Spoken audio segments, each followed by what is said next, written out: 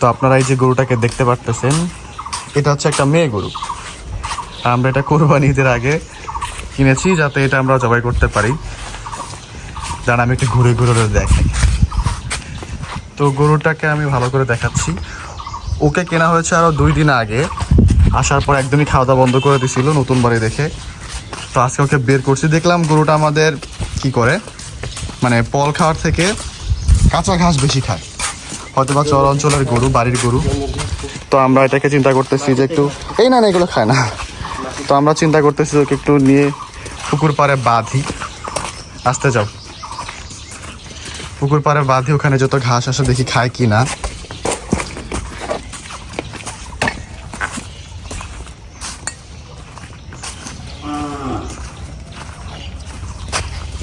তো দেখতে পারতেছেন গরুটাকে, ও এখানে বেশি একটা খাইতেছে না, তাদের উপরে নিয়ে যায়। আস্তে ধরে আনো, ও মা গরু, শয়তান গরু, এদিকে আসো, যাও। তো ওকে এখন আমরা ওই সামনের দিকে নিয়ে যাই, দেখি। চলো, এগুলো শুধু মাটি, মাটি মানে বালু। তো ওকে এখন আমি একটু সামনে নিয়ে যাব এই জায়গাটাতে।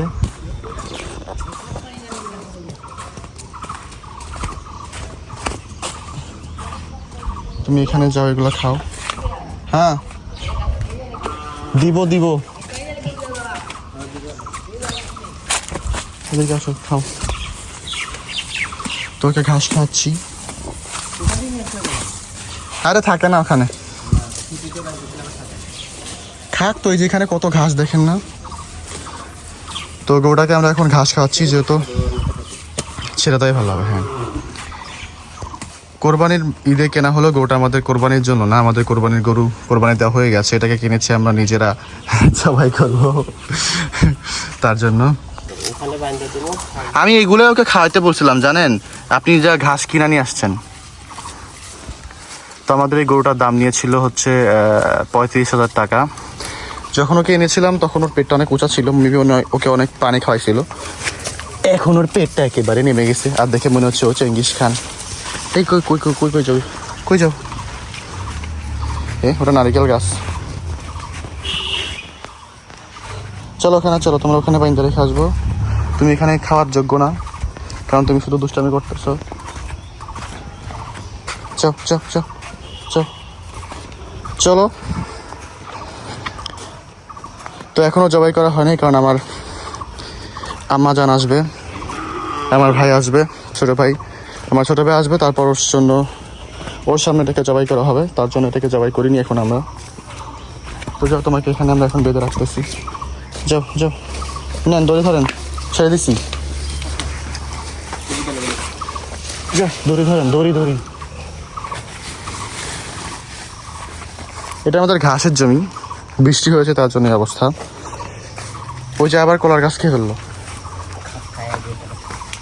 আরে গাছটা পড়ে যাবে তো, কি বলেন? খাও, তুমি খাওয়া দাওয়া করো।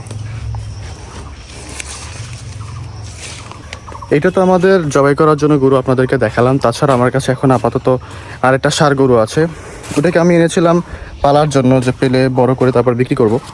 কিন্তু যেদিন আমি গরুটাকে কিনে এনেছি, কিনে আনার একদিন পরই গরুটার হঠাৎ জ্বর আসে। আর আমরা আইডেন্টিফাই করতে পারি যে গরুটা হচ্ছে লাম্পি স্কিন ডিজিজ আক্রান্ত, LSD যেটাকে বলে, বা লাম্পি রোগ যেটাকে বলে। তো গরুটাকে দেখেন, তো এই হচ্ছে সেই গরুটা, একটা ষাঁড় বাছুর। তো ওকে যখন লাম্পি স্কিন ডিজিজে ধরলো, ওর গায়ের অবস্থা খুব খারাপ ছিল। তখন ভিডিও করিনি আমি, কারণ আমি তখন ভয় পেয়ে গেছিলাম যে গরুটা বাঁচে কি না। এখন খাওয়া দাওয়া করে একটু স্বাস্থ্য ভালো হচ্ছে। ওর গায়ের সব ঘাই প্রায় শুকিয়ে গেছে, কিন্তু এক্সেপ্ট একটা ঘা বাদে, যেটা ওর খুরের ওখানে হয়েছে। এই যে দেখতে পাচ্ছেন, আপনারা দেখতে পাচ্ছেন খুরের এই জায়গাটাতে একদম লাল হয়ে আছে। ও ডক্টরকে কিছু ইঞ্জেকশন দিয়েছে, আর এই যেভাবে লাল হয়ে আছে, আমি এটাকে ভাইরিন দিয়ে ধুয়ে দিই, আর হচ্ছে একটা নেবোনাল পাউডার আছে, ওটা লাগিয়ে দিই। কিন্তু সব ঘা প্রায় শুকিয়ে গেলেও এই ঘাটা একেবারে শুকায়নি, যেটা আপনারা দেখতে পারতেছেন। আর এগুলো আলহামদুলিল্লাহ অনেকটা ইমপ্রুভমেন্ট হয়ে গেছে।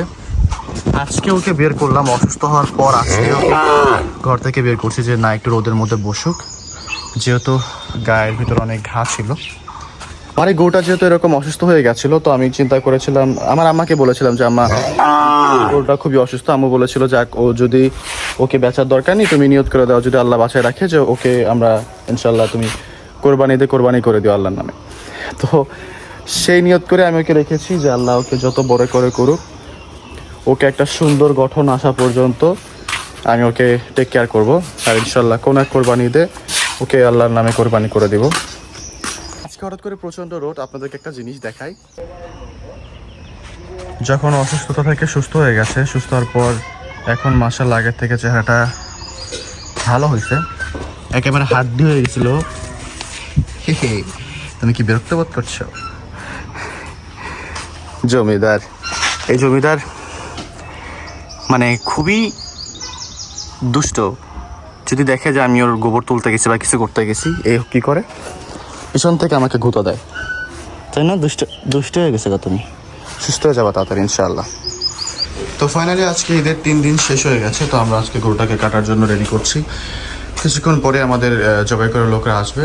আর ওকে আমরা সকালবেলা একটু পানি আর ভুসি খাইয়েছি, বেশি কিছু খাওয়াইনি।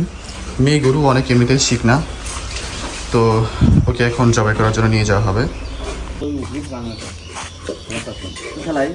ওখানে জবাই করা যাবে না, তো রক্ত যাবার সব পুকুরে যাবে, ওগুলো পুকুরে মাছ আছে না, এমনি পুকুরের অবস্থা তাই, রক্ত যাওয়ার ওয়ে নেই। এই যে এখানে ফালালে তাহলে ইয়া হবে, আর কি জানি রক্তটা ইয়ে করতে পারবে।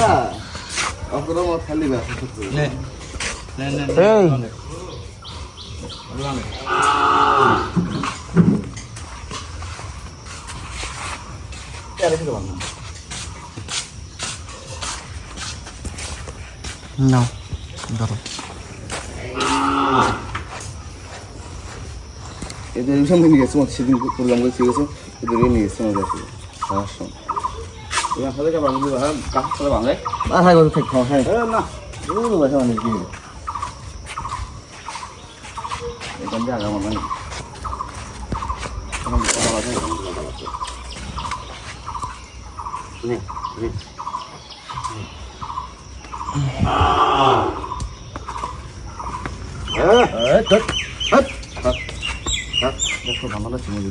তাও নাই তো কিনে করি কয় মুখ ধরি নাই যে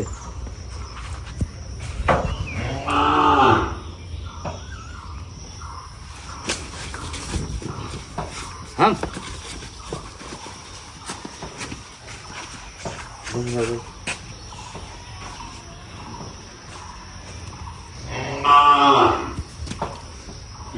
বুঝছি বুঝছি বুঝছি একটা কামন দিয়ে তুই না না না না না না হ্যাঁ হ্যাঁ হ্যাঁ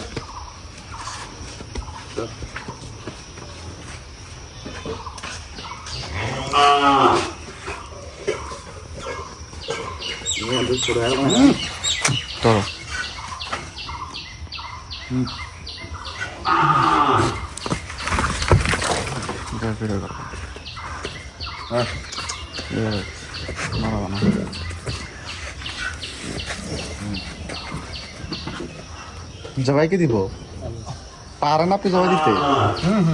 দিছেন কখনো? সত্যি করে এখন তাহলে আমি জবাই দিই।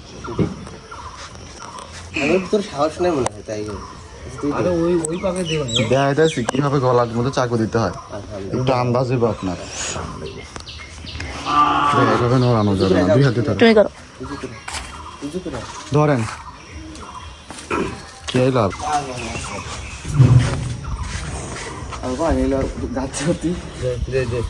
আরো আগে নেন, আরো আগে নেন। কোদাল কই, কোদাল কই? ওখানে ওখানে আমি ছোড়া খান না ওখান থেকে হওয়া না